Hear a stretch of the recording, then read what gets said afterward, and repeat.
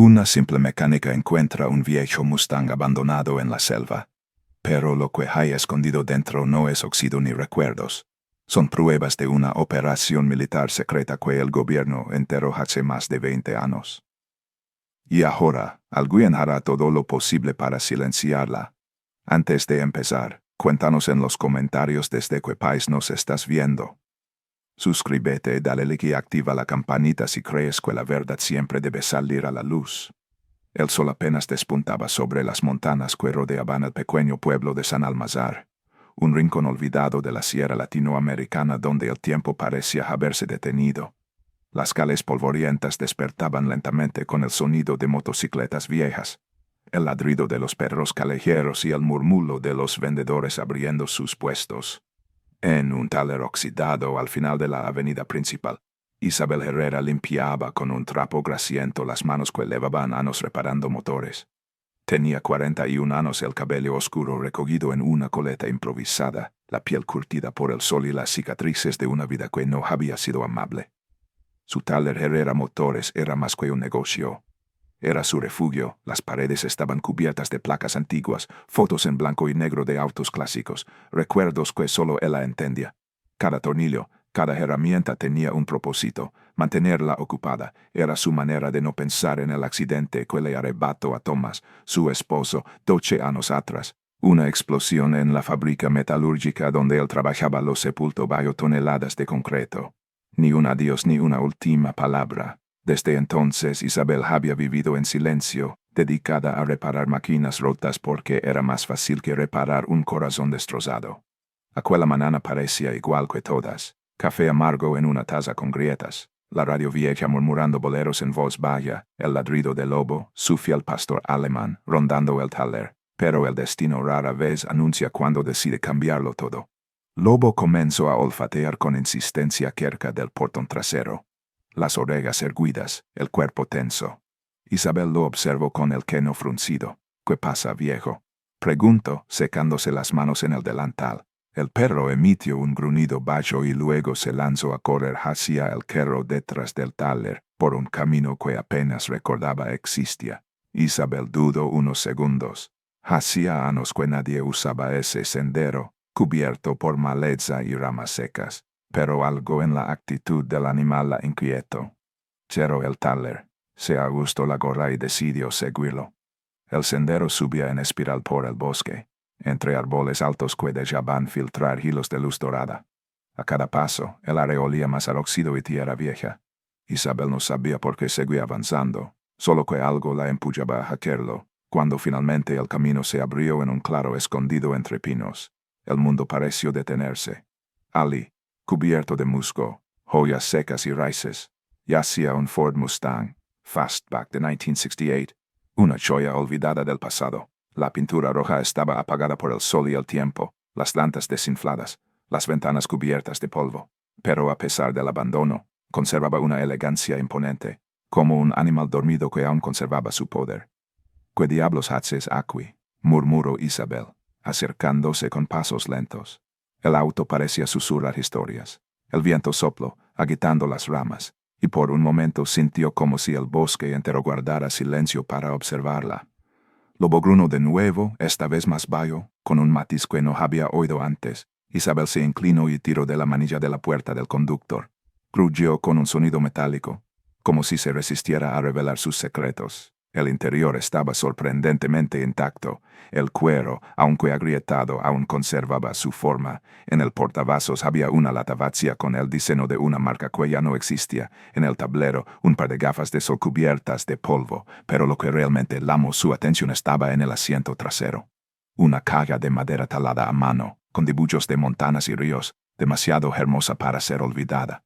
Las manos de Isabel temblaron al tomarla. Pesaba más de lo que parecía. Se sentó en el asiento del conductor y abrió la tapa. Dentro, cuidadosamente apilados y atados con cuerda, había docenas de cartas envejecidas, sus sobres amarillentos por el tiempo. En la parte superior, una fotografía en blanco y negro. Un joven soldado y una mujer riendo juntos en un campo abierto. Había felicidad en sus rostros, un amor detenido en el tiempo. Isabel tomó la primera carta. La caligrafía era elegante, precisa. Para Ana mi razón de ser, Diego comenzó a leer en voz baja. Mi querida Ana, si lees esto, es porque no regres, pero quiero que sepas que fuiste mi luz en cada noche oscura. Sonaba con volver y reparar este Mustang para ti, pintarlo del rojo que tanto amabas.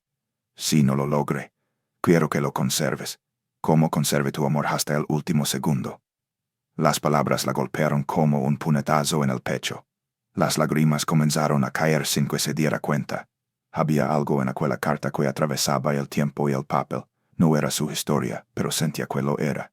Leyó 3 cartas más, y en cada una la voz de Diego se volvía más cercana, más humana, más real. El cambió. Lo que había creído una simple reliquia era, en realidad, un testamento, un santuario, un adiós que nunca legó a destino. Isabel exploró más el auto. En la guantera encontró recibos fechados en 2004, una foto de la misma mujer, Ana, recibiendo una bandera doblada. La evidencia era clara. Diego había muerto, y Ana, incapaz de soportar el dolor, probablemente había dejado el coche aquí, escondido del mundo. Pero la pregunta que comenzó a martillarle en la cabeza era otra. ¿Por qué aquí? ¿Por qué tan lejos de todo? El viento sopló con más fuerza. Un presentimiento extraño recorrió su espalda. Había algo más bajo esa capa de óxido y joyas. Algo que no era amor ni memoria. De pronto, lo supo. Esto no era solo un coche abandonado. Era una tumba. Un mensaje. Un secreto que alguien había querido enterrar. Y que ella acababa de desenterrar. Con la caja de cartas en brazos y el corazón latiendo con fuerza, Isabel regresó lentamente al taller. Esa noche no durmió. Se sentó frente al Mustang ahora estacionado bajo la luz amarillenta del taller, y observó el coche como si fuera un rompecabezas que apenas comenzaba a armar. Había vivido toda su vida arreglando lo que otros rompían, pero esta vez el motor que debía reparar no era de acero ni gasolina.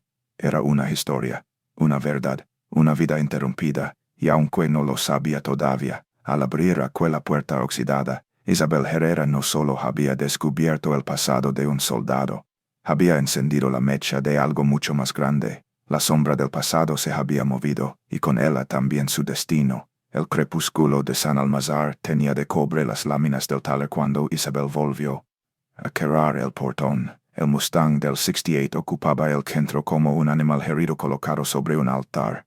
Lobo echado a un costado, no apartaba los ojos del coche. La caja de madera con cartas descansaba sobre la mesa, junto a una lámpara flexible.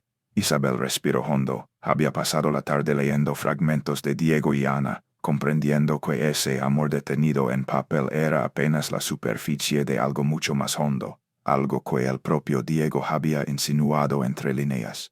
Me observan. Si desaparezco, no fue un accidente. Un zumbido fino atravesó la quietud, la lámpara, los insectos, el recuerdo de la fábrica donde murió Thomas. Isabel apartó el temblor de los dedos y se calzó los guantes. No era una romántica, era mecánica. Las máquinas hablan si uno sabe dónde escuchar.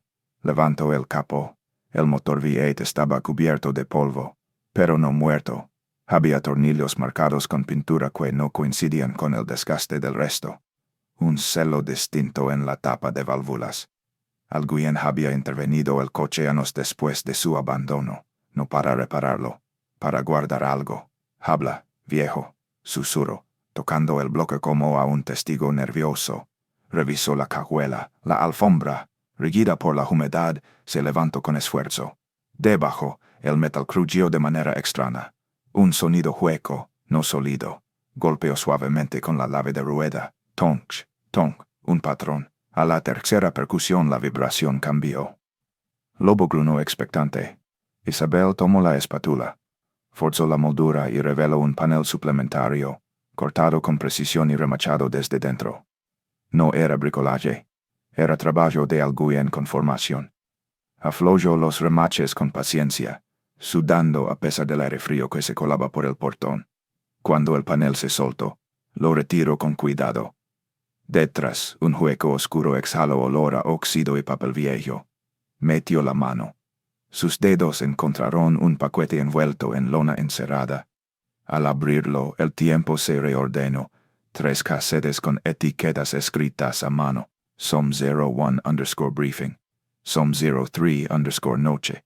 SOM07_final. 2 sobres con informes en papel cebola y un dispositivo USB pequeño, protegido por una funda de goma negra. En la funda con letra apretada, sombra, no confiar en autoridades locales. Isabel no parpadeó. Las cartas de Diego eran amor y despedida. Esto era otra cosa. Evidencia, el tipo de evidencia que obliga a los vivos a justificar. A los muertos. Se elevó los hallazgos a la mesa. Puso uno de los casetes junto a la vieja grabadora de reportero que conservaba para reproducir audios de clientes. No tenía pilas. Buscó en el cajón. 2 alas sueltas. Se persignó sin creer y encendió. Clic. La cinta giró. El cabeza al silbo. Una estática se hinchó como oleaje. Prueba. Prueba. Una voz de hombre. Ronca. Contenida. Día 17. Operación Sombra no figura en cadena de mando. Intervención de limpieza en Quebrada del Silencio. Se ordena omitir presencia civil. No hubo enfrentamiento. Hubo una respiración cortada. Hubo familias. Ni registros, ni nombres. Nos piden olvidar. Isabel sintió el mismo frío que el día del funeral de Thomas. Operación Sombra. La palabra se le clavó entre las costillas. Adelanto. Otra voz, más joven, casi suplicante. No podemos cargar con esto. Si alguien escucha esto, que no lo entierre. El casete se tragó la frase con un crujido y la cinta saltó. Detuvo. Manos firmes. Exhaló. Abrió los sobres. Eran copias de partes de operaciones. Rutas por la selva. Firmas tachadas con tinta negra. Celos ilegibles de un ministerio que todos en San Almazar mencionaban en voz baja. En un margen, a lápiz, la misma letra de las cartas. Políticos plus mando militar equal sign cobertura. Sombra borra testigos. Abajo otro apunte. Ana, si no vuelvo, no dejes que me borren. La noche cayó por completo. Isabel encendió la lámpara de pie. Afuera el pueblo se recogía. Televisores viejos, risas de los vecinos, una moto en la esquina. Dentro del taller solo se oía el respirar del lobo y el clic de los rieles en la pared. Cuidaba el USB, duro. No sabía qué contenía ni si al conectarlo podría delatarse. Aún así, trajo de la oficina un portátil viejo, sin conexión que usaba para manuales. Lo encendió. Esperó el arranque lento. No conectó el USB. Primero lo examinó bajo la lupa. No era un pendrive comercial reciente. El encapsulado era robusto, con tornillos microscópicos. Al retirar la funda de goma, encontró un código grabado en la carcasa, DRR14. Las iniciales de le encendieron otra alarma, Diego Ramírez. ¿Qué me querías mostrar?, murmuró y recién entonces, con el corazón golpeándole en las muñecas, conectó el USB. El sistema lo reconoció sin abrir nada automáticamente. Un solo directorio /sombra/. Dentro, carpetas de fechas antiguas y archivos de audio. Y un documento titulado No confíes, PDF. Lo abrió. No había texto. Solo una imagen. Un mapa satelital con marcas rojas en 3 puntos. Abajo, coordenadas y una frase. Si lees esto, usa manos limpias. La casa está podrida. Las manos limpias, periodistas, pensó al instante. Gente fuera del circuito. No los de siempre. Cerró el archivo. Abrió uno de audio. La voz de Diego otra vez, esta vez más clara, menos agotada. Sombra trabaja con contratistas que reportan a oficiales y políticos. No hay órdenes por escrito. Se llama interdiction, pero de noche se vuelve otro nombre. Hey niños, hey madres, yo no quiero ser el hombre que cala. La grabación se cortó. En la pantalla una carpeta, /evidencia /video /. No tenía reproductor compatible en ese portátil, pero no le hizo falta. Sabía que tenía en las manos algo que alguien mataría por recuperar. A las 2:11, un ruido distinto se coló en la noche. Grababallo neumáticos. Frenadas lentas, puertas que no se cierran del todo. Lobo se irguió con todos los pelos de la nuca levantados. Isabel apagó la lámpara de un manotazo. El taller se quedó en sombras, atravesado por la luz azulada de la calle. Quieto. Susurro. Y el perro entendió. Un chasquido seco contra el portón. Luego otro. Linternas filtrándose por las rendijas. Voces bajas, masculinas, entrenadas. El coche está adentro. El rumor era cierto. Dijo uno, sin acento del pueblo. Entramos limpio. 3 minutos. Isabel tuvo la tentación de llamar al comandante local. La voz de Diego le detuvo la mano. No confiar en autoridades locales. Se movió a ciegas hasta el corte de luz del taller. Con el pulgar palpó los interruptores. A 2 metros el portátil parpadeó como un faro delator. Avanzó a gatas. Lo cerró. Arrancó el USB y se lo metió en el bolsillo. Lobo apenas respiraba. El primer crujido de bisagra anunció que habían vulnerado la puerta lateral. Se colaron 2 sombras largas, armas cortas pegadas al cuerpo, linternas barridas en abanico. Mesa principal. Busquen cintas y papeles. Ordenó el de voz más grave. Isabel, con la espalda contra la pared, se deslizó hasta el botón maestro. Esperó a que la luz de una linterna pasara por encima del Mustang y cayó el taller entero a negro. En la oscuridad total, la orientación era de quien conocía el terreno. Los intrusos maldijeron. Uno golpeó la mesa. Otro tropezó con un gato hidráulico. A la salida, escupió la voz grave. Cubre la izquierda. Isabel no fue a la salida. Fue al fondo, donde la pared daba a un patio. La puerta de servicio tenía un pasador que chirriaba si se forzaba rápido. Lo empujó despacio, con respiración retenida, y cuando el hueco fue suficiente, se escurrió con Lobo al patio y tiró del pasador por fuera encerrándolos unos segundos. Se movió alguien. Dentro, un golpe de radio. La mujer está aquí. Corrió sin hacer ruido por el costado de la pared hasta la callejón que daba a la avenida trasera. Los pasos detrás crecían. Uno de los hombres ya había saltado por la ventana del baño, rompiendo el vidrio con el codo. Isabel no miró atrás. Las llaves del pick-up estaban en el bolsillo. Alcanzó la camioneta. Lobo saltó primero. El motor tardó medio segundo en tomar. Medio segundo es una eternidad cuando te persiguen. Giró el volante, quemó la llanta y salió a la calle sin faros, pegada al borde, usando la memoria de años para no chocar contra los tacos. En el espejo 2 luces la cazaban. La siguieron a distancia, profesionales, sin sirenas, sin escándalo. Isabel cambió a segunda, dobló brusco hacia el puente viejo, cruzó por el camino de tierra que bordeaba el río oscuro y subió la loma de San Eusebio. Allí, entre sombras de canas y paredes de adobe, vivía un hombre que había jurado no volver a usar su pasado. Y que, sin embargo, era su única carta. Ricardo Velasco abrió con un ojo y una pistola vieja en la otra mano. Ex militar de comunicaciones, espalda ancha, barba crecida, pijama de cuadros. No a estas horas. Herrera, gruno, pero se caló cuando vio su cara. Pasa. Isabel empujó la puerta con el hombro. Lobo se quedó vigilando el patio. Encontré algo, dijo sin adornos, y puso sobre la mesa los casetes, los informes y, con especial cuidado, el USB. Y alguien vino a buscarlo. Ricardo no preguntó cómo ni por qué. Observó el material con una mezcla de viejo oficio y temor nuevo. Lo conectaste. En un equipo sin red. Audios, documentos, palabra clave, sombra. Diego Ramírez, fechas de hace 20 años. Hay nombres tapados, coordenadas. Y testimonios civiles. El hombre masculó un insulto y encendió el equipo de radio que guardaba en un mueble, junto a un portátil limpio y un lector de cintas profesional. Siempre supe que si venías en la noche sería por algo feo. Di yo, y el tono fue a la vez ternura y alerta. Los que te siguieron no son del pueblo. No, ni se esconden como los del pueblo, vienen entrenados. Entonces no tenemos tiempo, dictaminó. Primero, verificamos, luego duplicamos, después desapareces. Conecto el USB a su portátil sin antenas, ejecuto un visor de hexadecimales y sonrió de lado. Quien fuera el muchacho, sabía lo que hacía. Estructura en capas, particiones ocultas, firma digital casera. No es de aficionado. Abrió los audios con un reproductor dedicado. La sala se llenó de voces fantasmales. Hombres sin nombre que hablaban de interdicciones nocturnas, de objetivos blandos, de órdenes que no existen. A medida que las quintas avanzaban, Ricardo se encorvó como si el peso de las palabras le apretara la espalda. Esto no es un operativo que salió mal, dijo al fin. Esto es una política. Y hay apellidos grandes detrás. Si tocas a la policía, te devuelven a los que te siguieron. Si tocas a los políticos, te quedas sin paz. Si tocas a los militares, te quedas sin vida. Completó Isabel. Ricardo asintió.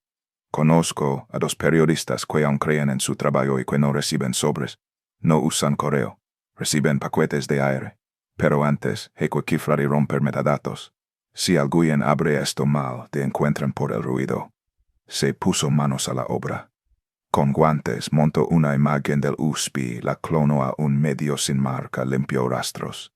Introdujo un cifrado antiguo, robusto, que ningún burócrata de despacho sabría descifrar sin perder semanas. Isabel lo miraba en silencio, aprendiendo con los ojos, midiendo la gravedad en las arrugas del amigo. ¿Por qué tú? Preguntó él sin levantar la vista. ¿Por qué el coche te esperó a ti? Isabel apretó la mandíbula. Porque yo escucho lo que otros calan. Digo, y se sorprendió de lo cierto que sonó. Afuera, un motor se detuvo a media cuadra. El oído de Ricardo, educado por años de silencio, se tensó. No se amaneció todavía. Susurro. Se mueven. Apagó la lámpara de la mesa. Solo la pantalla, bellísima, quedó viva.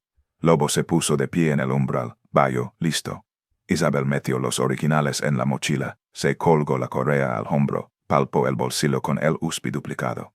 Ricardo le dio una tarjeta con números escritos a mano. Frecuencia y hora. En el repetidor viejo del Quero, a las 3:40, estarán escuchando. Si no le legas, no le legas. Pero si legas, esto deja de ser tuyo y pasa a ser de todos. Y allí tú. Yo no salí de la guerra para morir limpiando pisos. Sonrió sin alegría. Yo sé apagarme.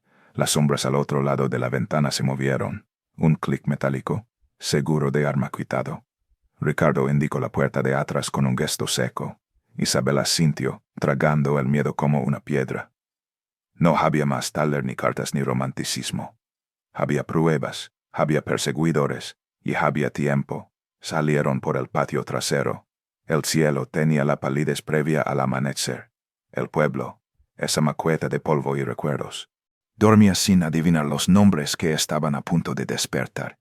Isabel ajustó la mochila a la espalda.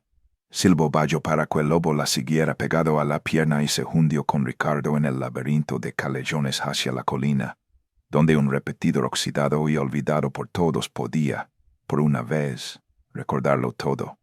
Al llegar a la regia perimetral del Quero, con los primeros galos rompiendo la noche, Isabel supo con exactitud quirúrgica que había aprendido en esas horas. Ya no estaba descubriendo un secreto, estaba sosteniéndolo. Y cuando sostienes la verdad te sostiene a ti o te exige el precio completo. Desde abajo, un haz de linterna barrió las piedras, voces, pasos que se abrían como abanico. Ricardo, susurro, si me quedo sola lo intentas igual. No digas tonterías, respondió él. Sin ti, esto es mudo. Isabel sonrió, apenas en la penumbra. El miedo seguía allí, ardido y vivo, pero debajo había otra cosa más antigua y terca, la certeza de que ya era tarde para calar, y echó a correr. La noche apenas había dejado paso a un amanecer gris cuando Isabel y Ricardo alcanzaron la parte baja del cerro. El aire olía a polvo, a gasolina vieja y a peligro. A lo lejos, los galos marcaban el inicio del día, pero en San Almazar todo parecía anormalmente silencioso. El eco de los pasos detrás de ellos era cada vez más nítido. Los hombres que habían irrumpido en el taller no estaban dispuestos a perder su rastro. Isabel sabía que si la atrapaban ahora, no habría segunda oportunidad. Por aquí, susurró Ricardo, señalando un camino apenas visible entre los arbustos. Se agacharon y avanzaron por el sendero de tierra que conducía a una red de callejones estrechos entre las casas más viejas del pueblo. Cada esquina era un riesgo. Podían encontrarse con un aliado, o con una trampa. Lobo, siempre unos pasos por delante, olfateaba el suelo, sus orejas girando en todas direcciones. Isabel confiaba más en el instinto del perro que en cualquier mapa. Cuando llegaron al final del camino, Ricardo la llevó hasta una pequeña construcción de adobe abandonada. La puerta se abrió con un querido que parecía gritar su presencia, pero no había tiempo para ser discretos. Dentro, el lugar era oscuro y húmedo, con muebles rotos cubiertos por capas de polvo. Descansa un momento, dijo él, cerrando la puerta con cuidado. Necesitamos trazar la ruta antes de que salgan de nuevo a buscarnos. Isabel se dejó caer sobre una silla rota, el pecho aún agitado. La mochila con las pruebas parecía pesar el doble. No hay tiempo para descansar, respondió. Si tardamos demasiado, Ellos avisaron a alguien más. Tal vez incluso ya lo hicieron. Ricardo la miró con una mezcla de respeto y preocupación. Sabes bien que esto ya no es un simple secreto militar, ¿verdad? Si Operación Sombra sale a la luz, caerán ministros, generales, tal vez hasta el presidente. Entonces más razón para no detenernos. Isabel apretó los puños. Diego no arriesgó su vida para que yo me esconda. El hombre asintió. Hay dos formas de salir de San Almazar, explicó. El camino principal está vigilado, y si lo tomamos estaremos muertos antes de llegar a media carretera. Pero hay una vieja ruta que pasa por la quebrada de los Susurros. Es más peligrosa.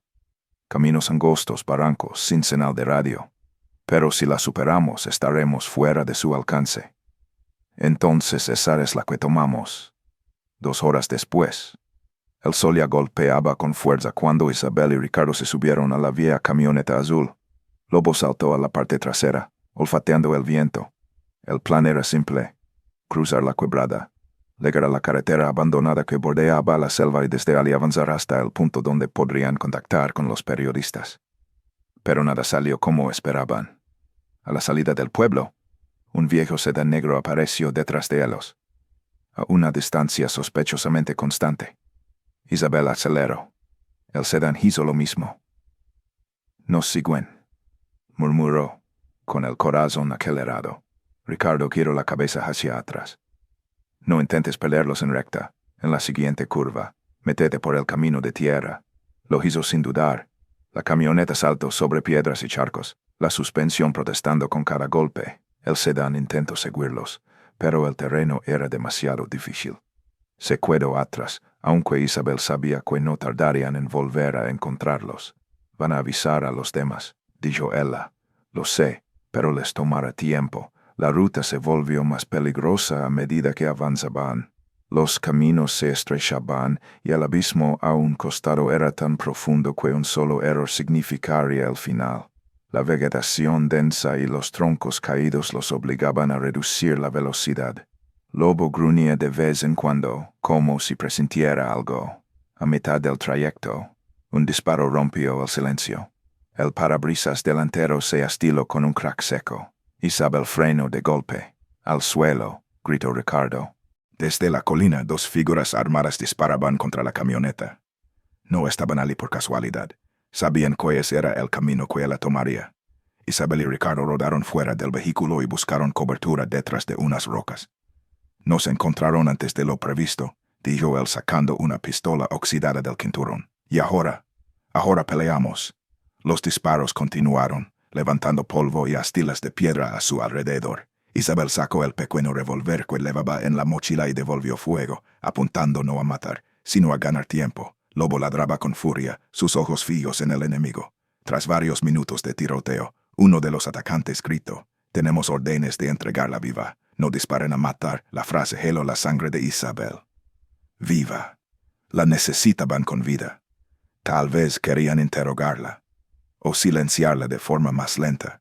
En un arranque de decisión, Isabel tomó un pedazo de metal del suelo y lo lanzó al tanque de gasolina de la camioneta. Una chispa. Luego otra. En segundos el vehículo estalló en llamas. «Estás loca», gritó Ricardo. «Ahora no podrán llevarse las pruebas si nos atrapan». El fuego y el humo les dieron la cobertura que necesitaban para escapar entre la maleza. Corrieron sin mirar atrás, internándose en la selva densa que rodeaba el camino. Las ramas les cortaban el rostro, los pulmones ardían, pero no pararon hasta que el sonido de los hombres desapareció. Horas después, agotados y cubiertos de barro, emergieron en un claro. Frente a ellos, una choza abandonada, cubierta de enredaderas. Adentro encontraron señales de vida pasada, una radio vieja, una mesa rota, una litera. «Podemos pasar la noche aquí», dijo Ricardo, revisando el lugar.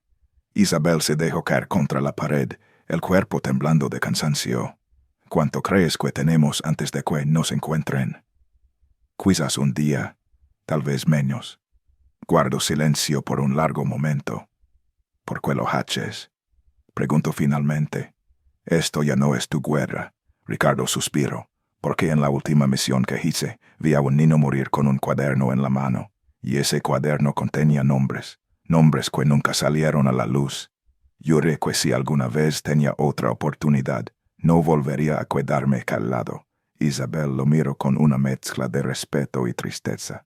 Entonces terminemos lo que empezamos. Mientras el sol se escondía tras la selva, Isabel abrió su mochila. Dentro, bien protegidos, estaban el USB duplicado, las grabaciones y las cartas de Diego, todo lo que el mundo necesitaba saber. Y mientras el viento nocturno se filtraba entre los árboles, hizo una promesa silenciosa. No se detendría, ni por miedo, ni por amenazas. La verdad saldría a la luz, aunque tuviera que arriesgarlo todo. En algún lugar de la carretera, los hombres que la perseguían recibían nuevas órdenes por radio. Objetivo sigue en movimiento, probablemente hacia el norte. No la pierdan, ordenó la voz del otro lado. A cualquier costo, y así comenzó la cacería. La fugitiva no era solo una mecánica con pruebas, era un testigo peligroso. Y el mundo pronto sabría lo que estaba a punto de revelar. El amanecer trajo consigo una niebla espesa que cubría el suelo de la selva como un velo. Isabel apenas había dormido 2 horas, pero el cansancio era un lujo que no podía permitirse. A su lado, Ricardo revisaba el cargador de su vieja pistola, mientras Lobo permanecía en alerta, con las orejas erguidas ante cualquier ruido extraño. La choza abandonada había sido un refugio improvisado, pero ya no podían quedarse allí. El tiempo se les acababa. Tenemos que movernos antes de que encuentren el rastro, dijo Ricardo, rompiendo el silencio. Isabel asintió y ajustó la mochila a su espalda, comprobando una vez más que el USB, las quintas y las cartas de Diego estaban a salvo. Aquella mochila era más que un simple bulto, contenía la verdad, y la verdad pesaba más que cualquier arma. Su destino estaba claro, el viejo repetidor militar abandonado en lo alto del Cerro del Silencio, a más de 30 kilómetros de distancia. Desde allí podrían enviar una señal encriptada a los periodistas de Ciudad Central, los únicos con el poder de publicar lo que habían descubierto. El camino, sin embargo, era traicionero. Además de las trampas naturales de la selva, sabían que los hombres de Operación Sombra estaban patrullando la zona. Avanzaron por senderos estrechos cubiertos de raíces, cruzando riachuelos y sorteando pendientes resbaladizas. El calor era sofocante, y cada paso se volvía más pesado que el anterior. Después de varias horas, el terreno comenzó a inclinarse con fuerza. Estaban acercándose a la base del cerro. Fue entonces cuando lo escucharon, el zumbido bajo de motores. Isabel se agachó de inmediato, haciendo una señal a Ricardo. A lo lejos, a través de la espesura, se movía una caravana de vehículos todoterreno. Hombres armados patrullaban a pie con fusiles en mano y radios en el pecho. «Nos están cercando», susurró él. «Tenemos que rodearlos. Si nos ven aquí, estamos muertos». Retrocedieron lentamente, usando la vegetación como cobertura. Pero el destino parecía haberse aliado con sus enemigos. Un crujido bajo el pie de Ricardo, una rama seca, delató su posición. En cuestión de segundos, un haz de luz se proyectó en su dirección. «Ahí», gritó una voz. Los disparos comenzaron al instante. Isabel y Ricardo corrieron cuesta arriba, zigzagueando entre árboles mientras las balas silbaban a centímetros de sus cuerpos. Lobo ladraba con furia manteniéndose a su lado. La persecución se volvió frenética. Ramas que golpeaban el rostro, barro que resbalaba bajo sus botas, respiraciones agitadas que parecían sincronizadas con el latido acelerado de sus corazones. Al cabo de 15 minutos de carrera, alcanzaron una pequeña cueva escondida tras una cascada. Se deslizaron dentro justo antes de que una ráfaga de disparos impactara contra las rocas exteriores. «Tenemos que llegar al repetidor antes del anochecer», jadeó Isabel. «Si oscurece, nos perderemos en el terreno. Y si no lo logramos antes de que ellos lo hagan, destruirán el transmisor». La situación era desesperada, pero rendirse no era una opción. Después de esperar unos minutos a que el grupo de soldados pasara, salieron nuevamente al sendero y reanudaron el ascenso. A media tarde, agotados y cubiertos de sudor, divisaron finalmente la silueta del repetidor. Una torre oxidada de más de 20 metros de altura, rodeada por lo que quedaba de un antiguo puesto militar. El lugar estaba en ruinas, pero la estructura principal aún se mantenía en pie. Era su única esperanza. Lo logramos, susurró Isabel, con la voz quebrada por la emoción. Pero la alegría duró poco. Un disparo impactó contra la roca a pocos centímetros de su cabeza. Se agachó instintivamente. Los perseguidores los habían alcanzado. «Cúbrete», gritó Ricardo, devolviendo el fuego. La balacera fue intensa. Al menos 6 hombres rodeaban la base del cerro, avanzando en formación táctica. Isabel sabía que no podrían resistir mucho tiempo. «Debes subir y activar la señal», gritó Ricardo. «Yo los detendré. No pienso dejarte aquí. No hay otra opción. Hazlo ahora o todo esto habrá sido en vano». Isabel dudó por un instante, pero la mirada decidida de su amigo no dejó lugar a discusión. Corrió hacia la base de la torre, esquivando balas y fragmentos de roca. Lobo la siguió de cerca. Escaló los peldaños oxidados con manos temblorosas, cada metro sintiéndose eterno. Abajo, Ricardo seguía disparando, manteniendo a raya a los atacantes. Cuando alcanzó la plataforma superior, conectó el equipo portátil al panel principal del repetidor. El viejo sistema chisporroteo, resistiéndose al principio, hasta que finalmente una luz verde parpadeó. La transmisión estaba lista. Isabel insertó el USB y comenzó el proceso de envío. «Vamos, vamos», murmuró. Un mensaje de confirmación apareció en la pantalla. «Transmisión en progreso, 12%. Abajo el tiroteo se intensificaba. Ricardo estaba superado en número. Una bala lo alcanzó en el hombro, pero se negó a caer.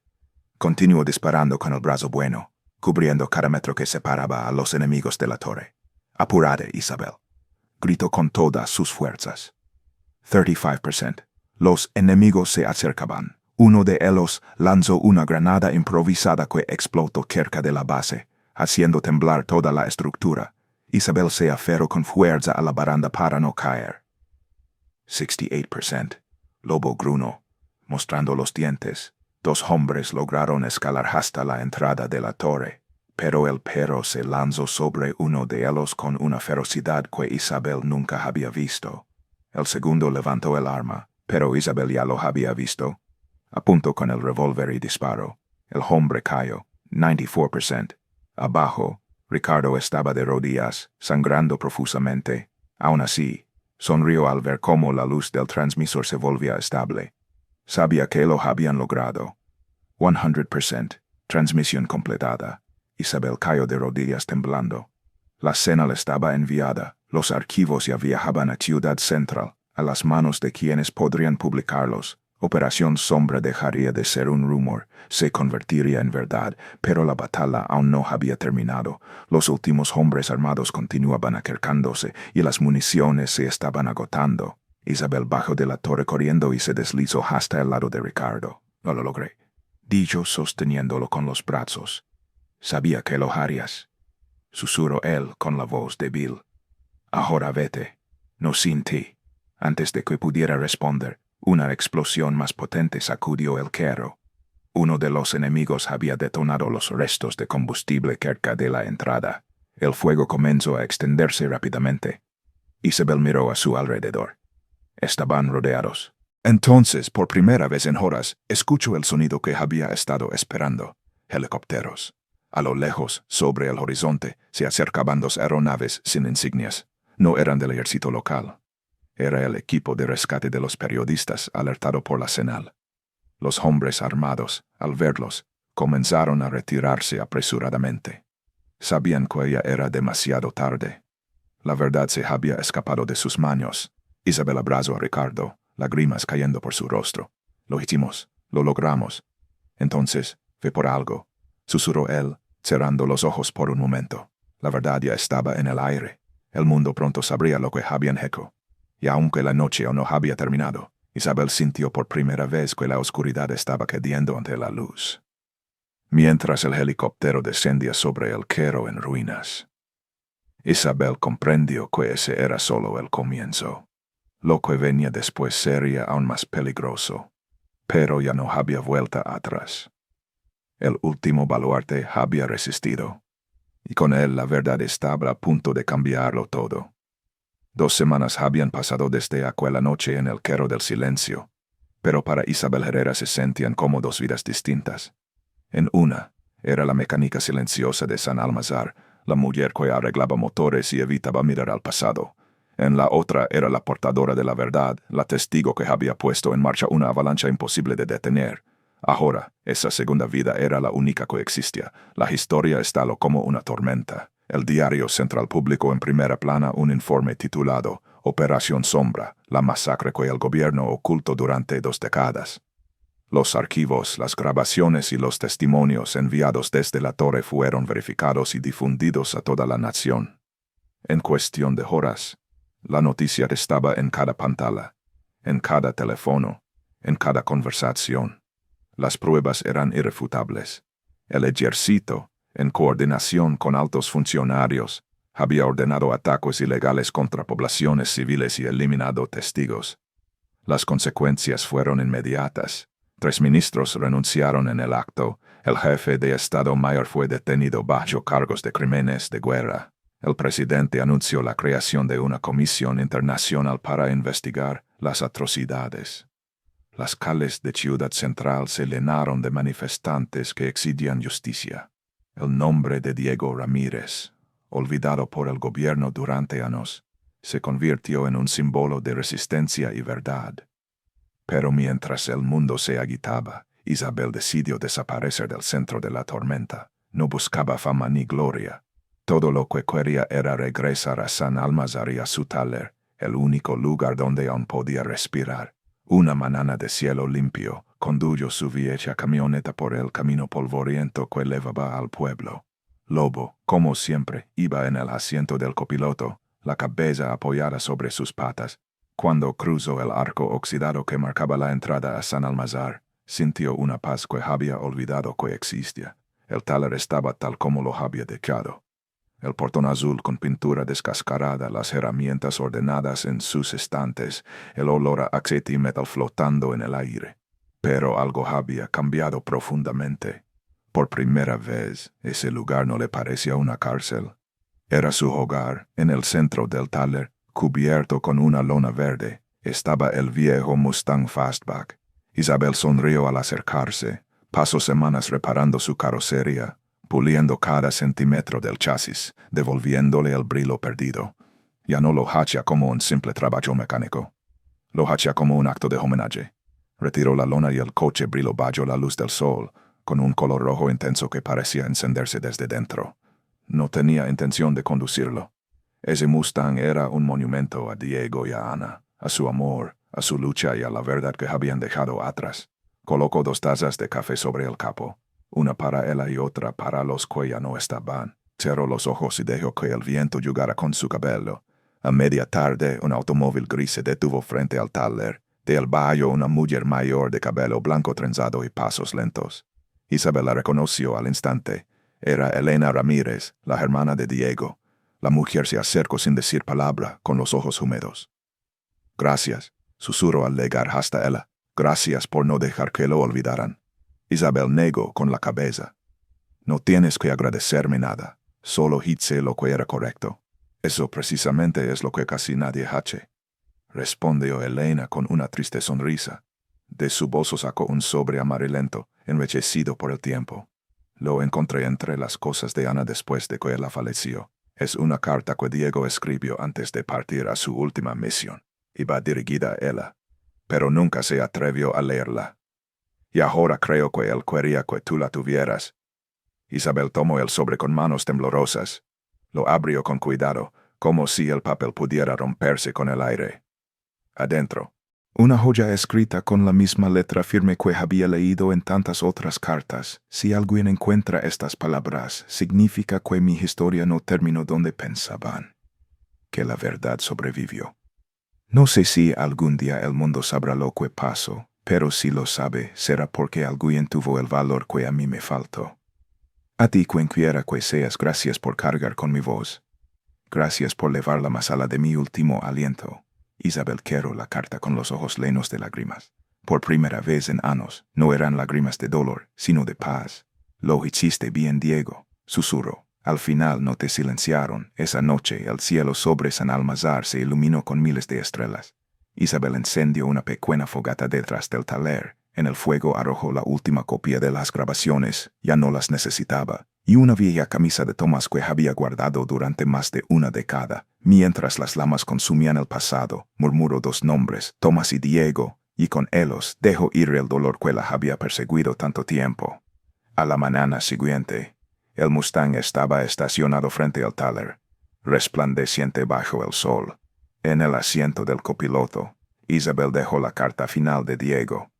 En la guantera, guardó un sobre con sus propias palabras, un mensaje para quien encontrara el coche algún día. No hablaba de guerra ni de secretos, sino de esperanza. La historia de Operación Sombra continuó resonando en todo el país durante meses. Hubo juicios, confesiones y renuncias. Se aprobaron leyes nuevas que impedían operaciones militares sin supervisión civil. Familias que habían sido silenciadas durante décadas finalmente recibieron justicia. Y en medio de todo eso, la figura anónima de una mecánica de pueblo se convirtió en símbolo. No porque buscara hacerlo, sino porque dijo la verdad cuando nadie más se atrevía. Una tarde cualquiera, Isabel abrió las puertas de su taller y se sentó frente al Mustang con una taza de café en la mano. Lobo dormía a sus pies tranquilo. En el silencio del pueblo ya no escuchaba el eco del dolor, escuchaba algo nuevo, propósito. Porque entendió que la verdad no era una carga, era un legado. Un legado que había comenzado con un soldado enamorado, continuado con una mujer que no se rindió y que ahora pertenecía a todos aquellos que habían sido silenciados. Mientras el sol se escondía detrás de las montañas de San Almazar, Isabel sonrió. Ya no era solo la mecánica que reparaba cosas rotas, era la guardiana de las voces olvidadas. Ya supo que, sin importar cuánto tiempo pasara, mientras existiera alguien dispuesto a luchar por la verdad, ninguna mentira sería eterna. La verdad salió a la luz. Lo que comenzó con un auto olvidado en la selva terminó cambiando el destino de todo un país. Isabel no solo reveló una conspiración, dio voz a quienes intentaron silenciar. Si esta historia te tocó el corazón, suscríbete, dale like y comparte el video. Cuéntanos en los comentarios qué opinas. Vale la pena arriesgarlo todo por la verdad.